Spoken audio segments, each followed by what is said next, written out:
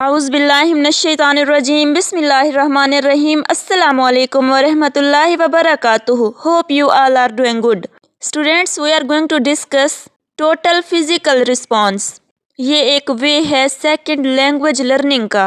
Second language यानी ऐसी language जो हम अपनी मदर लैंग्वेज के अलावा लर्न करते हैं सोसाइटी में मूव करने के लिए, जैसे इंग्लिश या फिर कोई भी लैंग्वेज हो सकती है। टोटल फिजिकल रिस्पॉन्स यानी TPR एक लैंग्वेज टीचिंग का मेथड है, लैंग्वेज लर्निंग का मेथड है जिसमें स्पीच और एक्शन दोनों इन्वॉल्व होते हैं। यानी टीचर बोलता है, टीचर एक्ट भी करता है स्टूडेंट्स को लैंग्वेज लर्न करवाने में। स्टूडेंट्स भी इन्वॉल्व रहते हैं, टीचर भी इन्वॉल्व रहता है, स्पीच भी होती है, एक्शन भी होते हैं। इसमें फ़िज़िकल एक्टिविटीज़ इन्वॉल्व होती हैं लैंग्वेज लर्निंग के लिए। ये आइडिया फर्स्ट टाइम जेम्स अशर ने 1960 में इंट्रोड्यूस करवाया था। वो प्रोफेसर थे साइकोलॉजी के, यूनिवर्सिटी इन कैलिफोर्निया। उन्होंने ये आइडिया इंट्रोड्यूस करवाया कि स्टूडेंट्स को लैंग्वेज अगर लर्न करवानी है तो इसके लिए स्पीच भी होनी चाहिए और एक्शन भी होने चाहिए। It is based on the coordination of language and physical movement. Teacher की लैंग्वेज इन्वॉल्व होती है, टीचर की फ़िज़िकल मूवमेंट इन्वॉल्व होती है, स्टूडेंट्स की फ़िज़िकल मूवमेंट इन्वॉल्व होती है और स्टूडेंट्स लैंग्वेज को लर्न करते हैं। अब टीचर किस तरह इन्वॉल्व होता है? टीचर स्टूडेंट्स से कहता है सिट, वो अपनी उंगली से इशारा करेगा नीचे की तरफ यानी सिट, स्टूडेंट्स बैठ जाएंगे। स्टूडेंट्स इस तरह इन्वॉल्व होंगे। टीचर बोलेगा स्टैंड, उंगली को ऊपर की तरफ करेगा, स्टूडेंट्स खड़े हो जाएंगे। यानी टीचर ने डिमॉन्स्ट्रेट करना होता है, इशारा करना होता है और साथ बोलना भी होता है। फ़र्ज़ कीजिए टीचर कहता है I am brushing my teeth, अब वो उंगली से दांतों की तरफ इशारा करके बोलेगा I am brushing my teeth. फिर टीचर यही बात स्टूडेंट्स को बोलेगा कि वो स्टूडेंट्स इस बात को रिपीट करें। स्टूडेंट्स सेम एज बोलेंगे और उन्हें ये सेंटेंस याद हो जाएगा और यूँ वो सेकंड लैंग्वेज लर्न कर सकेंगे। इसी मेथड के थ्रू टीचर स्टूडेंट्स को वर्ब्स याद करवाएगा, फ्रेजेस याद करवाएगा। ये मेथड बच्चों के लिए यूज़ किया जाता है जब उन्हें सेकंड लैंग्वेज लर्न करवानी हो। टीचर इशारे करेगा, स्टूडेंट्स समझेंगे इस बात को और इसे इजीली लर्न कर सकेंगे। नेक्स्ट कुछ करैक्टरिस्टिक्स हैं इस टोटल फिजिकल रिस्पॉन्स मेथड की। यानी ये सवाल उठाया जा सकता है कि लैंग्वेज लर्निंग के तो बहुत सारे मेथड्स पहले इंट्रोड्यूस्ड हो चुके हैं, तो ये तरीका किस लिए? मैं बताती हूँ ये तरीका किस लिए।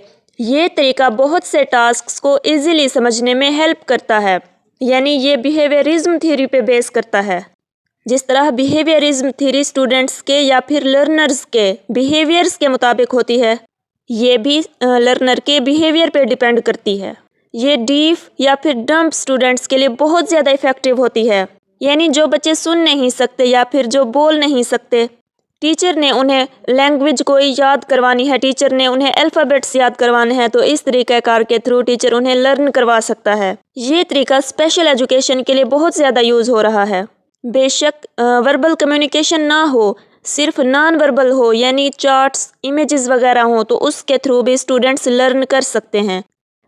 फ़र्ज़ कर लीजिए क्लासरूम में चार्ट्स लगे हुए हैं, उन पे पिक्स बनी हुई हैं, A फॉर आंट या फिर B फॉर बॉल। स्टूडेंट्स को सिर्फ समझाया जाता है या फिर दिखाया जाता है आंट ऐसी होती है और बॉल ऐसी होती है।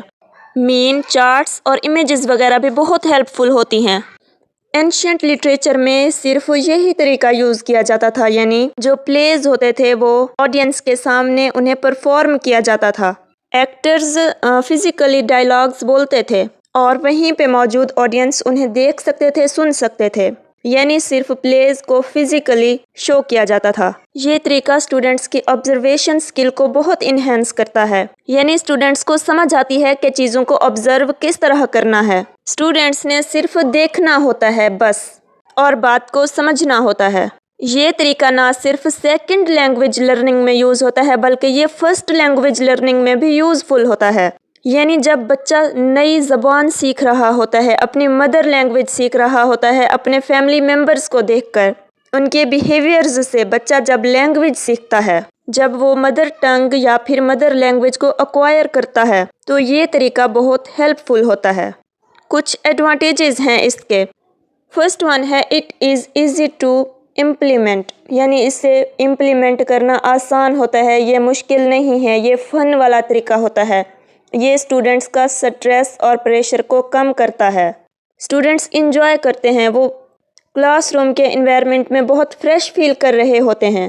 یہ سست لوگوں کے لیے بہت ہیلپ فل طریقہ کار ہے، کیونکہ اسٹوڈنٹس کو فزیکلی ایکٹیو رہنا پڑتا ہے، اور کچھ جو نالائق اسٹوڈنٹس ہوتے ہیں یا پھر سست ہوتے ہیں ان کے لیے بھی بہت ہیلپ فل ہوتا ہے، کیونکہ سب کو ہی فزیکلی ایکٹیو رہنا ہوتا ہے۔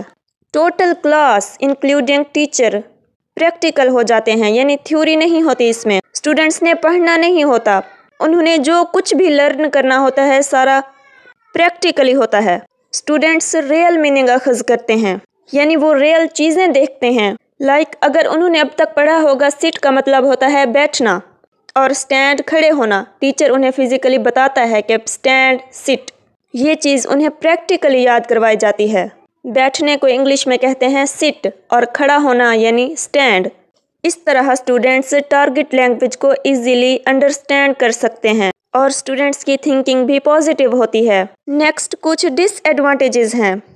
فرسٹ ون ہے کہ یہ صرف بگنرز کے لیے ہیلپ فل ہوتا ہے، اولڈ اسٹوڈنٹس کے لیے زیادہ ہیلپ فل نہیں ہوتا۔ یہ کوئی کریٹیو طریقہ نہیں ہے، اسٹوڈنٹس اپنی کریٹیوٹی شو نہیں کر سکتے۔ ڈیلی ایک ہی طریقہ یوز کیا جاتا ہے، اسٹوڈنٹس بور فیل کرتے ہیں۔ پھر یہ لیمیٹڈ ہوتا ہے، یعنی لیمیٹڈ اسٹوڈنٹس ہوتے ہیں جنہیں ٹیچر پریکٹس کرواتا ہے۔ پھر یہ شائع اسٹوڈنٹس کے لیے بہت چیلنجنگ کام ہوتا ہے، جو سامنے آ کے بات نہیں کرنا چاہتے ہوتے ان کے لیے بہت زیادہ چیلنجنگ ٹاسک ہوتا ہے۔ پھر کبھی کبھار ٹیچرز بھی اس سے بور ہو جاتے ہیں، یا پھر ان کے لیے بھی یہ چیلنجنگ ہو سکتا ہے۔ آئی ہوپ آپ کو سمجھ آ گئی ہوگی کہ سیکنڈ لینگویج لرننگ میں یہ طریقہ کس طرح ہیلپ فل ہوتا ہے۔ سیکنڈ لینگویج لرننگ کے ادر میتھڈز جیسا کہ سجیسٹوپیڈیا، سائلنٹ وے، یہ ویڈیوز بھی میرے چینل پر اپلوڈڈ ہیں، اور ان کے لنکس بھی ڈسکرپشن میں موجود ہیں۔ ویڈیو کو لائک کیجیے گا، اور اگر آپ کی انفارمیشن میں اضافہ ہوا ہے تو سبسکرائب بھی کیجیے گا۔ جزاک اللہ۔